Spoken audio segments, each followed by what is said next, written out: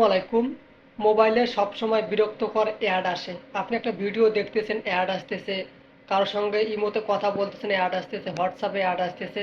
আপনি চাইলে এই অ্যাডগুলো খুব সহজে বন্ধ করতে পারবেন।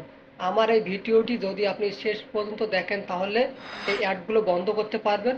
ভিডিওটি শুরু করার আগে ছোট্ট একটা রিকোয়েস্ট, অবশ্যই সাবস্ক্রাইব করে পাশে থাকবেন এবং অনেক বেশি শেয়ার করে দিবেন যাতে সবাই এই বিরক্তকর অ্যাডগুলো বন্ধ করতে পারে। আপনি আপনার ফোনের গুগল ক্রোমে চলে আসবেন, আসার পর জাস্ট সেটিংসে চলে আসবেন বা নামের উপর ক্লিক করে সেটিংসে চলে আসবেন।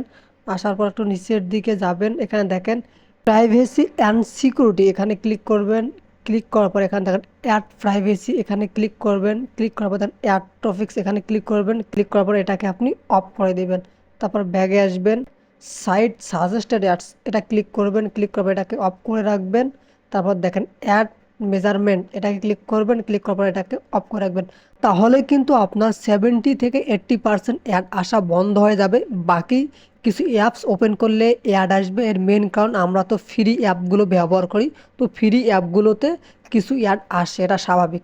তো ভিডিওটি দেখে যদি আপনি একটু উপকৃত হন, প্লিজ সাবস্ক্রাইব করে অনেক বেশি শেয়ার করে দেবেন যাতে সবাই মোবাইলে বিরক্তকর আসা অ্যাডগুলো বন্ধ করতে পারে।